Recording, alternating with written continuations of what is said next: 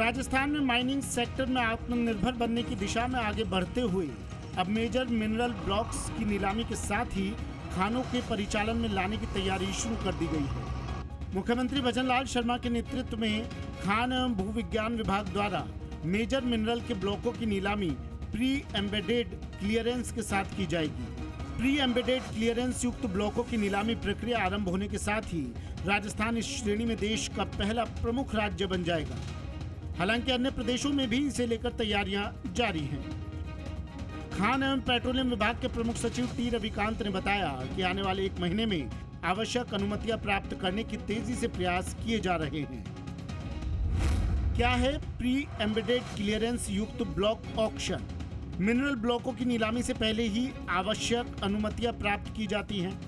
इसके बाद ब्लॉक की नीलामी करने की प्रक्रिया को प्री एम्बेडेड कहा जाता है। इससे खनन ब्लॉक की नीलामी के बाद परिचालन शुरू करने में समय बचेगा। नीलामी में अधिक राजस्व मिलने की संभावना रहेगी। शीघ्र खनन कार्य शुरू होने से निवेश बढ़ेगा, रोजगार और राजस्व में बढ़ोतरी होगी। ये प्रयास माइनिंग सेक्टर में ईज ऑफ डूइंग की दिशा में बड़ा कदम होगा। केंद्र सरकार ने राज्यों को कम से कम 5 प्री एम्बेडेड ब्लॉक तैयार कर नीलामी के लिए कहा है।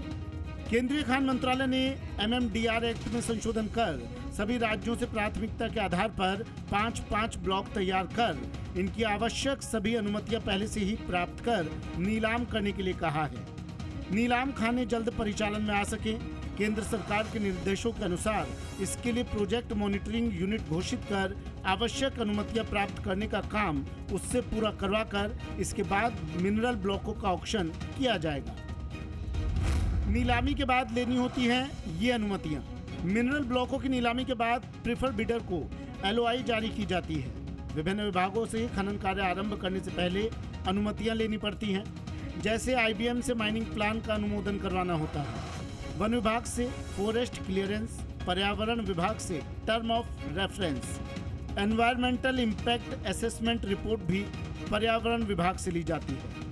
जिला कलेक्टर के यहाँ जनसुनवाई, इसके बाद सेक एवं सिया से पर्यावरण अनुमति, प्रदूषण बोर्ड से खनन के लिए कंसेंट टू ऑपरेट और कंसेंट टू एस्टेब्लिश अनुमति, चारागाह भूमि होने की स्थिति में राजस्व विभाग से अनुमति लेनी पड़ती है।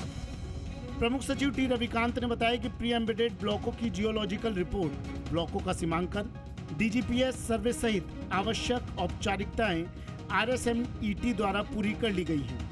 जल्द ही अन्य अनुमतियां प्राप्त कर प्री एम्बेडेड ब्लॉकों की नीलामी करने वाला संभवतः राजस्थान सबसे पहला राज्य बन जाएगा। इससे खनिजों की आपूर्ति व्यवस्था में तेजी आएगी और निवेश और रोजगार वृद्धि से आर्थिक विकास को भी बढ़ावा मिलेगा। काशीराम चौधरी, जी मीडिया, जयपुर।